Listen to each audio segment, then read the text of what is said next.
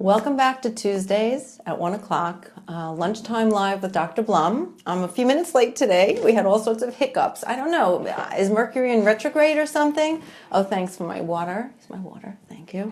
I'm in a different room. For some reason, our mind-body, and actually, it's probably the universe telling me don't record in our mind-body room because that's what we've been recording. And if you might have noticed the past few weeks, I kept getting bumped off. And so when we were trying to set up in the mind-body room, which is a soundproof room, and that's probably why the Wi-Fi doesn't work in there, because I actually soundproof this great room in our center where we teach meditation. And I thought that would be a lovely, quiet place to do our Facebook Live, but it's not working, so we relocated. So we're back. So I hope everybody's doing well. It's almost February tomorrow. The days are getting longer, which is really, really nice. I notice now when I leave work at the end of the day, I'm not in pitch blackness. Like in December at 4:30, it was dark. For those of you on the in my sort of neck of the woods, the Northeast, at least that's what our days are like. And I can feel the days getting longer already, which is really exciting. And February brings us to March, which is the steady drumbeat into spring. So I hope you're all enjoying the hibernation and sort of winter days like me. And it's snowing today, so it's always nice to see the white. Anyway, it sort of brings me to our topic at hand, which I've been talking about fatigue and how to work up fatigue, how to try to dig in and figure out why am I tired? What are the causes? What could it be? And so we've been working our way through that, and this is the 4th week of a 4-part series.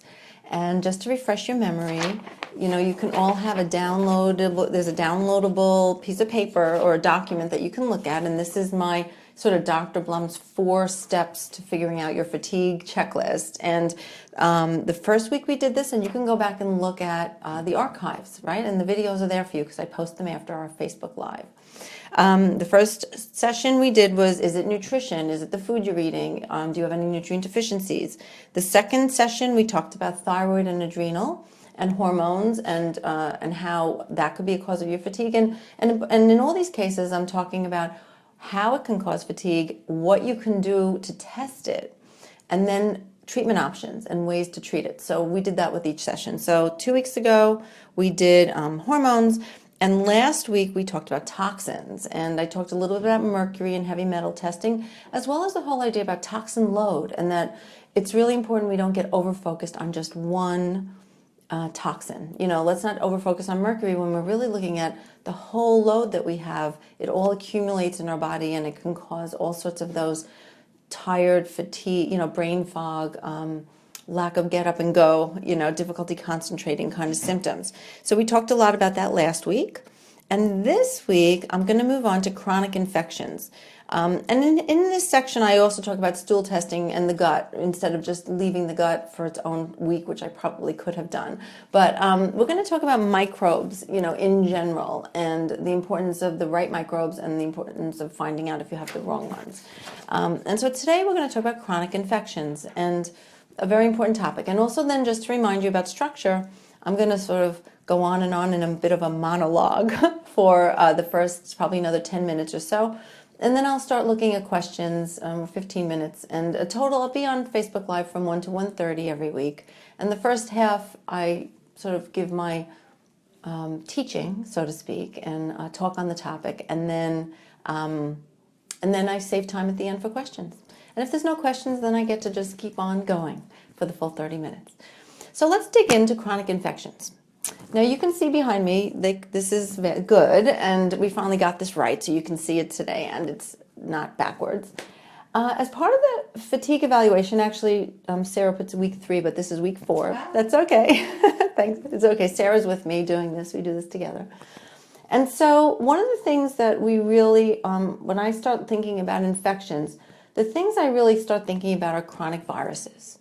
And, people come in and they ask me about Epstein-Barr virus and monovirus and, of course, Lyme. And at the end of the day, you have to realize that we are living in a world of viruses. I mean, there are hundreds of viruses in and around us. Actually, in our gut, there's a term we use called the virome. We say microbiome. That's we think of that as the gut bacteria that are the bacteria in the gut.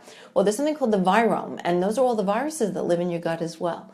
Viruses, as opposed to bacteria, bacteria can live on their own. They have their own machinery to be sustained outside of the cell.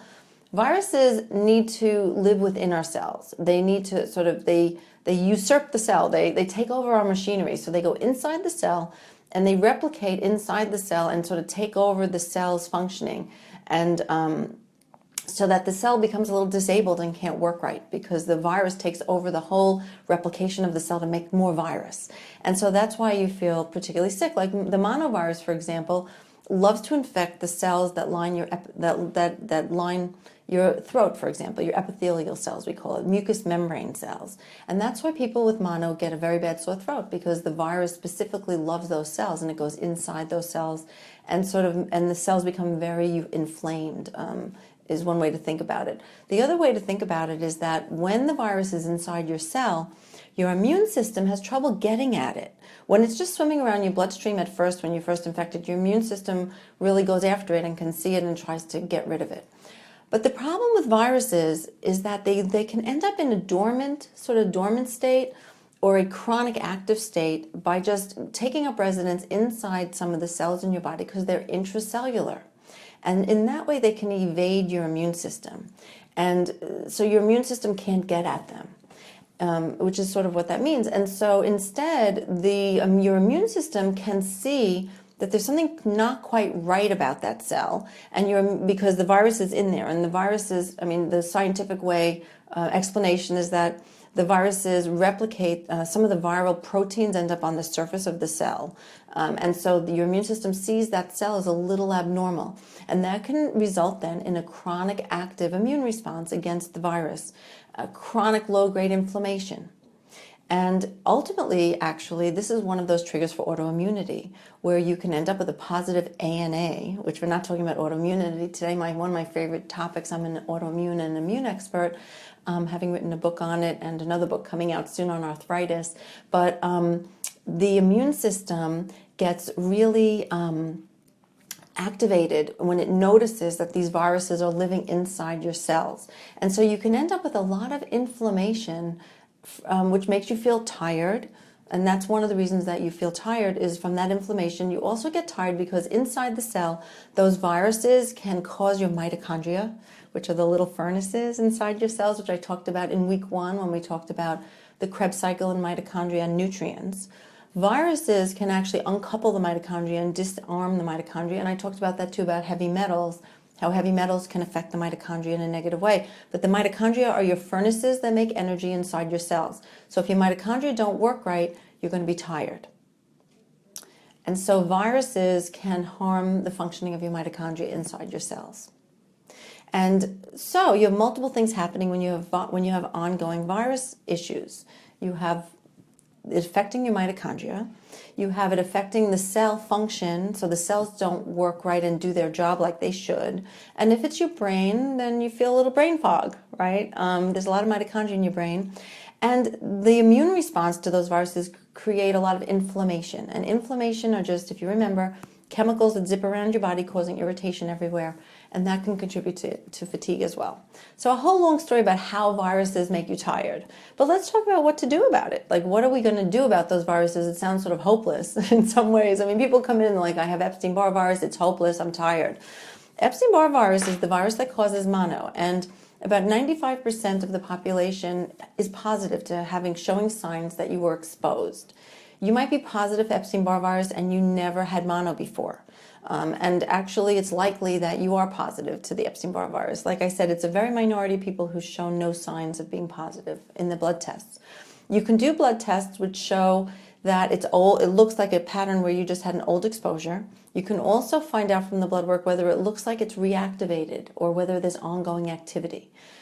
The ultimate goal, look, we're all going to be exposed to viruses, but how does our body manage it? I think of it as almost like remission.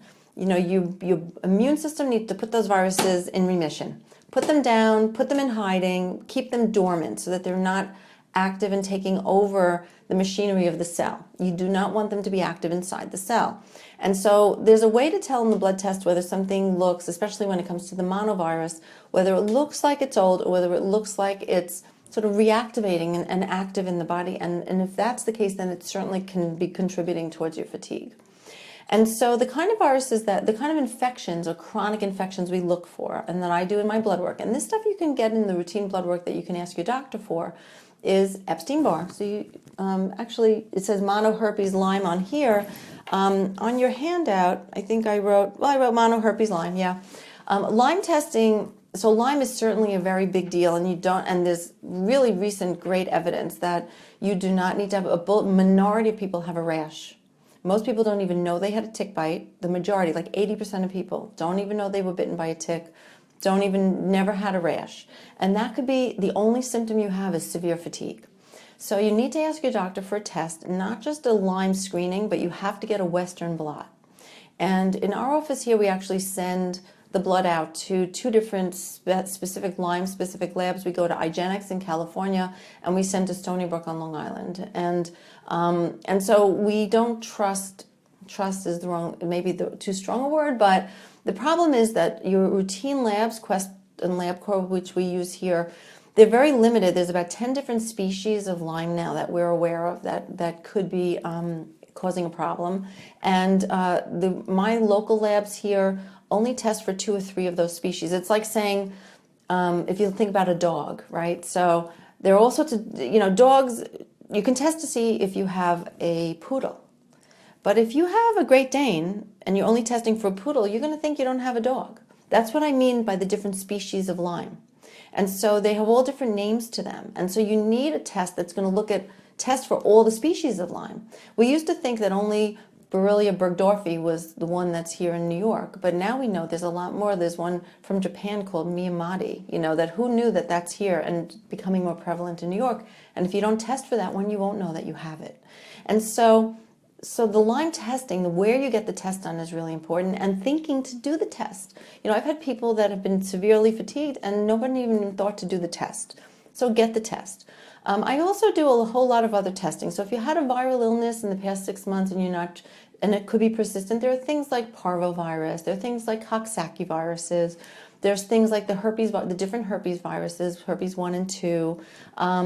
We also test for mycoplasma and chlamydia pneumonia. Both are bacteria that can cause chronic persistent infections. And I want to leave you, I know my 15 minutes is winding down, but I want to leave you with what to do about it. So we talked about the idea of chronic infections. We talked about the idea of how to get testing, and most of this can get done through your routine lab company. There's, other than Lyme, where we send out to a special test. But you can start with your routine company and see what happens, but make sure you ask for a Western blot. And then finally, what do we do about it? Unfortunately, there aren't that many there isn't much in terms of direct treatment for treating viruses. Herpes viruses, you can use acyclovir. There's an actual antiviral that you can take. Epstein-Barr virus does not have a antiviral medication, which is why people are so stumped. Like, how do you treat chronic Epstein-Barr? And one of the ways that I work on that here, and which I encourage you to think about it this way, and this is how I talk about it in my book, The Immune System Recovery Plan, is that the viruses, the way we want to help your body manage viruses better is to help your immune system work better. It's repair your immune system. Healthy gut is a healthy immune system. Is one of the most important places to start. You can also do sort of immune boosters to help your immune system work better, fire up your immune system to help get rid of the viruses. So my goal when I do the tests and I find out there's all this chronic activity going on with viruses, and I think that's why they are tired, or I think that's why you have an autoimmune disease, I start working very hard on the immune system. And so what does that mean, and what are the simple things you could do? One of my favorite things, and I actually brought this to show you, one of my favorite things, this is called Immune Builder. It's a mushroom formula. I love using wild mushrooms for treating immune boosting. Mushrooms boost your natural killer cells, and your NK cells really, and your cytotoxic T cells, they go after viruses. And so I love, so there's a lot of maitake in here. The most important thing also is that you find something that, and I'm trying to see if it actually says this on here, but we have a mushroom expert here. One of my staff, Dr. Pam Yee, she's a cancer expert, and she's also very experienced. She's a farmer too, and so she directed us in choosing the right mushroom blend. But so this is called a Immune Builder. And this it's the way it's extracted, and it's got maitake gold in it. But anyway, this is our favorite mushroom blend.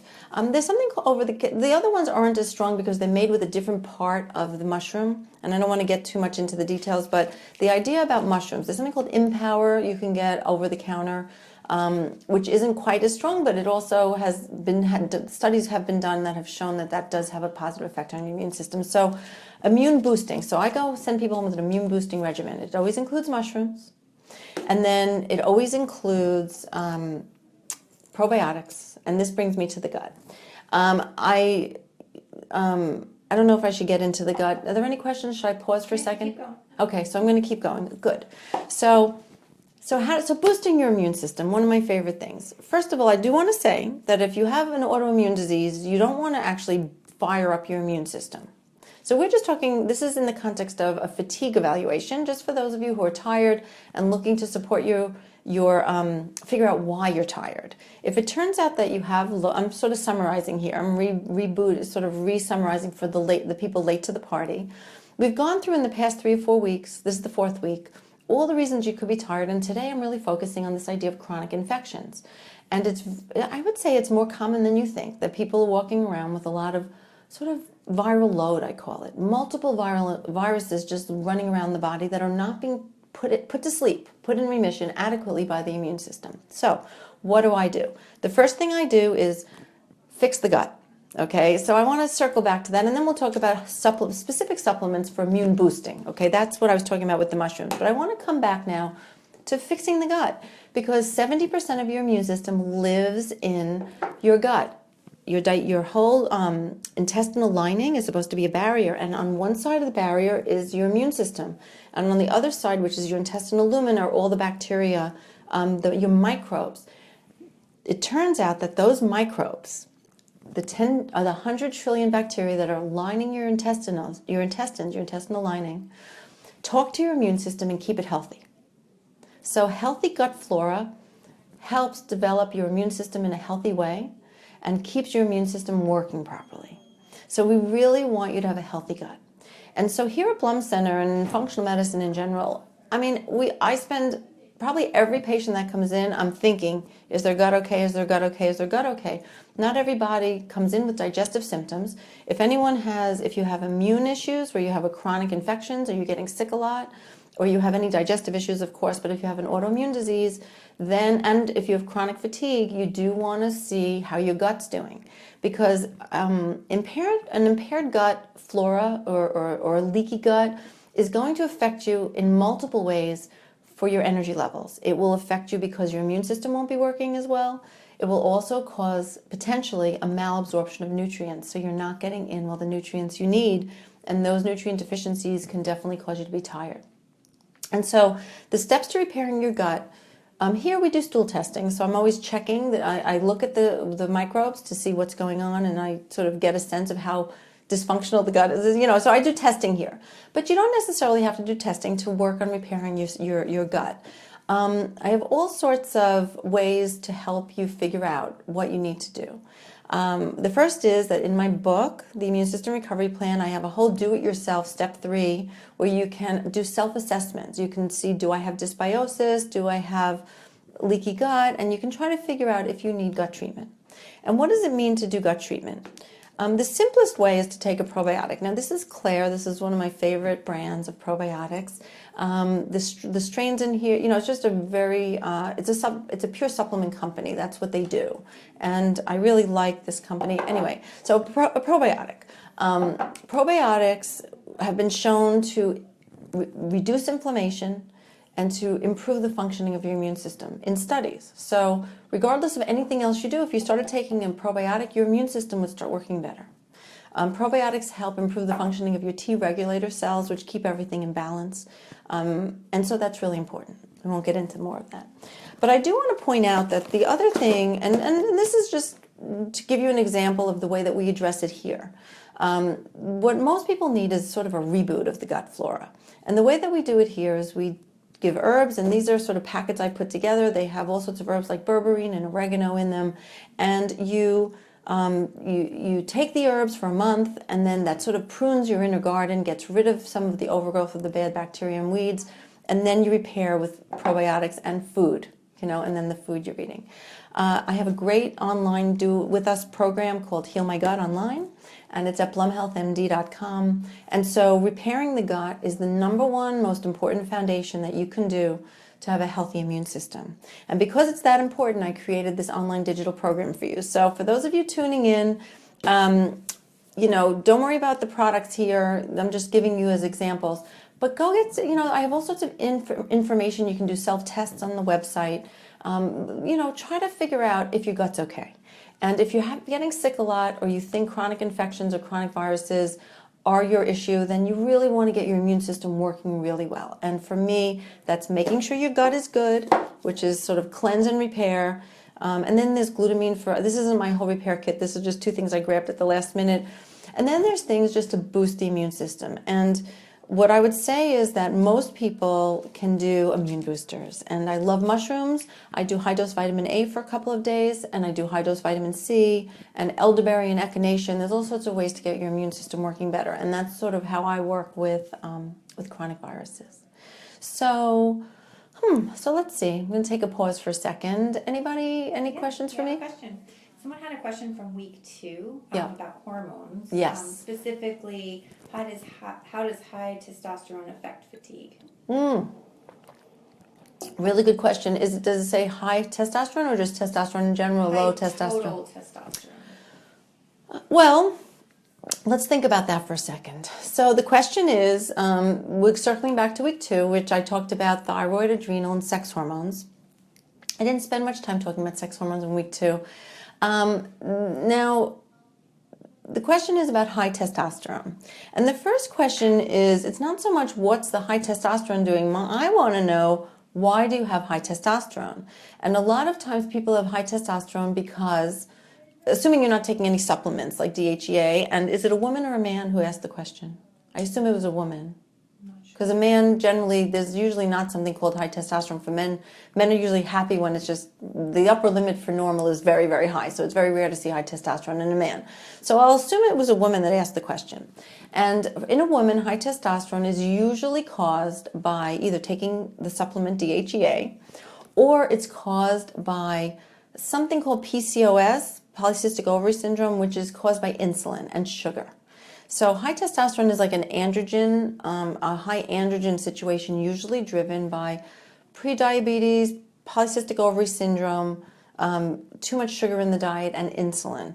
There's something called, PCOS is called polycystic ovary syndrome, and that's usually where there's a lot of androgens in the body, and women experience high levels of testosterone, sometimes DHEA. You get sometimes too much facial hair and other signs of too much androgens. High testosterone by itself I don't think will hurt anything, because it helps build muscle and do all sorts of other things. It's actually energizing in some ways. But you want to know why you have high testosterone. And if it's because you're sort of making those androgens because of insulin, which is really the main reason why that happens in PCOS. Don't get sidetracked by me mentioning PCOS. That's just one of those diagnoses that often women get when they have high testosterone. But if we go to the cause of PCOS also, at the bottom line of this is that I'm concerned that your sugar and insulin system is driving that high testosterone. And if it is, then my guess is it's your diet that's making you tired, and that the ups and downs of eating too many carbs or sugar is probably why you're tired. And then I talk about like eating for energy. You need to stabilize your blood sugar. You want to eat protein and healthy fat with every meal, low glycemic, to keep your sugar from going like this. And so I would say high testosterone, take a look at your blood sugar levels and your insulin, and make sure that you're not having some problems with your whole insulin system, and that will definitely make you tired. Okay, we have another question. Can those with autoimmune issues take mushrooms as you described without stimulating your immune system? Or do mushrooms work as more of an immune system modulator? Yes, it's a great question. And I tried not, I'm glad somebody picked up on that because I was hedging and I'm like, should I go into that topic or not? Because it's a little bit of a discussion. And so I'll try to make this sort of short. The immune system, when it comes to your lymphocytes, there's two, let's just, for simplicity's sake, let's call it, there's two different kinds of T helper cells, Th1 and Th2. Autoimmune diseases in general we try to break them into two different categories, Th1 and Th2 driven autoimmune diseases. Now, Th2 helper 2s drive antibodies. These are Th2 dominant autoimmune diseases are positive ANA, lupus, scleroderma, systemic sclerosis, Sjogren's, all of those things that have an ANA, a positive ANA, that's the underlying driving force, because those are really driven by a lot of antibodies. Okay, actually Sjogren's has some Th1, it's sort of a little bit of both. This is actually what does happen for some or both, like rheumatoid arthritis is a little bit of both. But some diseases, like lupus, for example, and people with a positive ANA tend to are called Th2 dominant. And what that means is you're overproducing antibodies, which is one kind of your immune system is broken into different parts of the army, right? There's the Army, the Navy, it's like a military, and then there's the Army, the Navy, the Air Force, there's different components. People with the ANA autoimmune diseases tend to be overactive in one part of the military, which are called Th2 antibodies, and they're underactive in the Th1 system, which is where the natural killers are, the hand-to-hand combat. You know, antibody cells fire bullets, and hand-to-hand combat cells are the natural killers and the cytotoxic T cells. And so the Th2 dominant autoimmune diseases, which I'm putting on this hand, are the ANA ones. And then you have the organ-specific autoimmune diseases, which are thought to be Th1, which are more sort of natural killer driven, and they're Th1 dominant and they're low in Th2. So yes, you're right that autoimmunity, you can think of one part's overactive, while one of your immune system is over and one part's under. And it depends on what kind, so the bottom line is it depends on what kind of autoimmune disease you have to know whether you should take mushrooms. And so let me summarize that for you again about specifically the mushrooms. Mushrooms support the natural killers. So mushrooms are going to support this hand of mine, which is the Th1 hand. The natural killer hand-to-hand combat, it'll boost this. So now you can see that if you have an ANA-driven disease where you're high in Th1 and you're low in Th2, I'm sorry, I'm getting confused myself. I'm not really confused, I just said it in a confusing way. The ANA diseases that are high in Th2, which are antibodies, and low in natural killers will benefit from taking mushrooms. And viruses and Epstein-Barr virus is associated with those diseases, those autoimmune ANA diseases. Epstein-Barr virus causes a positive ANA. Half the time my patients with a positive ANA, it's only because they have the Epstein-Barr virus, and that's the main reason. And they don't even have lupus or any other autoimmune or rheumatic disease. They just have an ANA that's positive, and they have sort of positive active ongoing Epstein-Barr virus. So people with a positive ANA are often just weak with their natural killers. And that's why the Epstein-Barr virus and the viruses are hanging out in their body. And so if you're a person who has a positive ANA, you have lupus, or you have any of those sort of CREST syndrome, scleroderma, polymyositis, dermatomyositis, what am I missing? Even Sjogren's, when it's associated and you have chronic active Epstein-Barr virus, I actually do give mushrooms to those people.